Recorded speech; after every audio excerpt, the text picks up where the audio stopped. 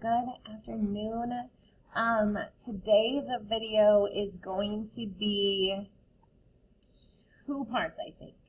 I tried recording it earlier and there wasn't enough time for me to talk and us to watch the video. And I was trying to think if I needed to come back after the video. So I think I'm going to post me yakking at you and then post the video that we need to watch for today separately, and then that will be your social studies for today. Tomorrow when we meet, we're going to talk about urban, suburban, and rural, so you're going to need that page in your notebook, and we'll go over that together. I do want to remind you, go over communities. So remember that a community is a place where people live, work, play, go to school. Okay? They can look different. They can look the same. So something that might look the same about different communities is what? What might be a similarity about communities? So in the video earlier this week, we compared Brooklyn and Jackson. Brooklyn is much smaller than Jackson, but it has some of the same things. So talking about a communities where people live, there's houses in both of those places. A difference is that there are more houses in Jackson and less houses in Brooklyn. Talking about the different types of houses, there are still apartments in Brooklyn and there's apartments in Jackson. In Jackson, there's some bigger apartment buildings than we find here in Brooklyn. Here in Brooklyn, our apartment buildings are pretty small. Talking about work, there's places to work in Brooklyn. There's different types of stores, there's different restaurants, there's different offices. Those things are also in Jackson. There's more of them in Jackson, or maybe more of the same type of thing. Go to school. There's a school here in Brooklyn. There's lots of different schools in Jackson, but there's still schools. And then play. There's parks here in Brooklyn. There's parks in Jackson. Do all of the parks look the same? No, there's a couple of parks in Jackson that are just like a grass field where you can go and play. There's a park in Jackson where it's just basketball. What are those things called? Basketball hoops. But then there's also a couple parks in Jackson where there's different climbing structures. They're different, but they still have a climbing structure. Here we have our school's park or playground. We also have the park behind Wesco. There's a park at Clark Lake. There used to be things there. I was trying to think because I just went there not that long ago and I don't remember seeing any of the things that used to be there, so I don't remember if there is on the one end that I went to, but I think that there is on the other. I don't remember. I haven't been to Clark Lake in forever. There used to be a couple of parks around Lake Columbia too, so maybe those are still there. Remember that a community is also a place to keep people safe.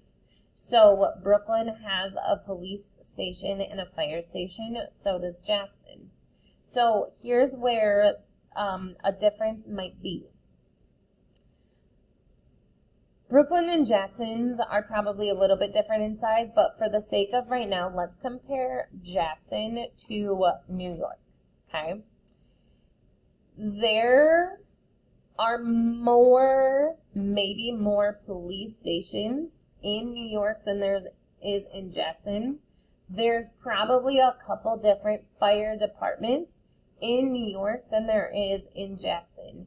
So Jackson is bigger than Brooklyn, but it's still not super big. Like, you can get from one side to the other pretty quickly. There's so many people in New York, and New York is so much bigger. And when I say New York, I mean New York, New York.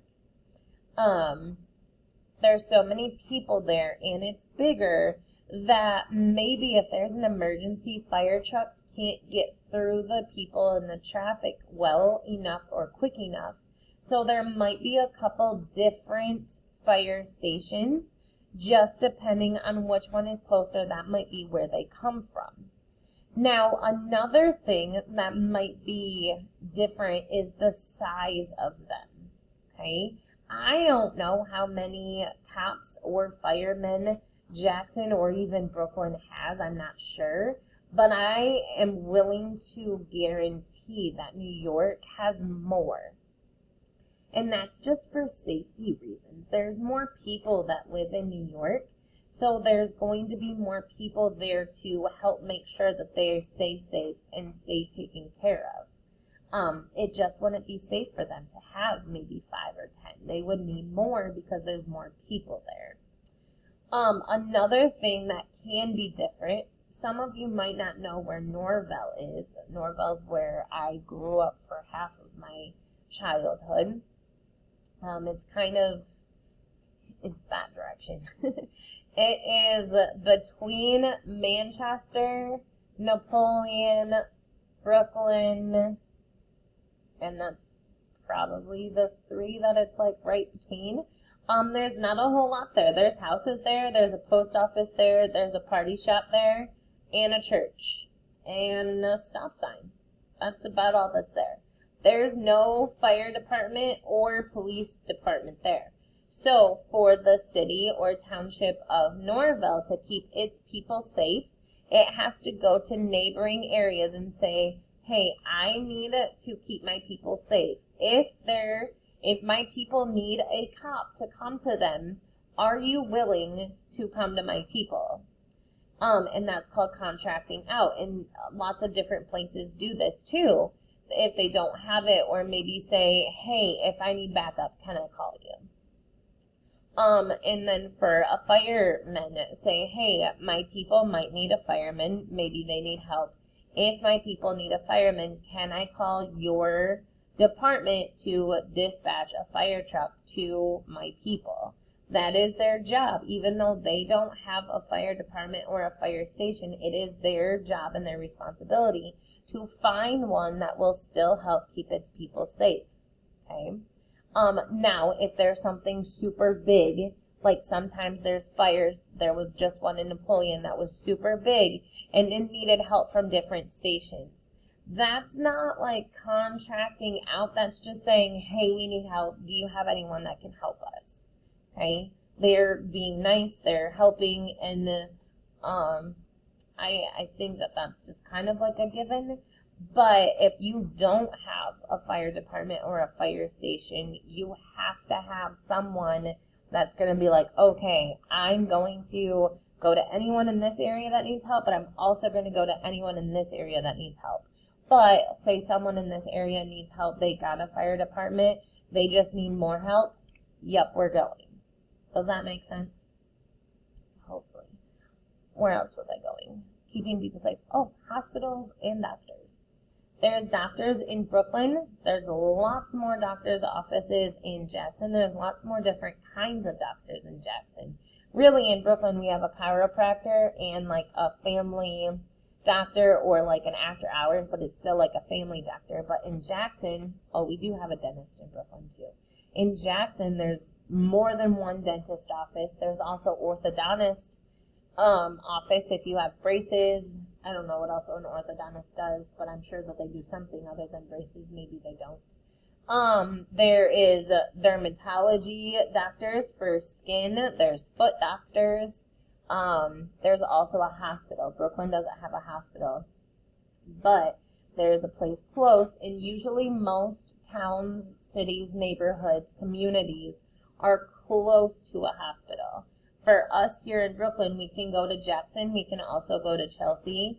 Ann Arbor is not super much farther than Chelsea, so depending on the reason or the urgency of the matter, people might go to Ann Arbor. Some people go to Ypsilanti and go to St. Joe's. There's a hospital in Lansing.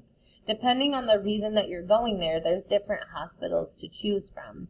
But if you have an accident and you need to get to a hospital, the people who come in the ambulance to take you, or maybe the people who are just rushing you there themselves, are probably going to choose the closest one.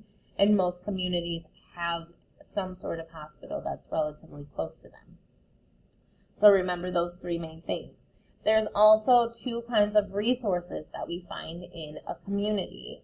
We find natural resources. What is an example of a natural resource? An example of a natural resource is something that a human made. So it's not going to rain a car. A human had to make that. That's a natural resource. Hopefully it's not going to rain a house. That would be maybe kind of cool, but also kind of scary because you could get smushed. So it doesn't rain a house or a building. Those are natural resources. So trains, planes, automobiles, houses and buildings. Those are all examples of natural resources. No, it's not. Those are all examples of human resources. Humans have to make them. They don't rain those things.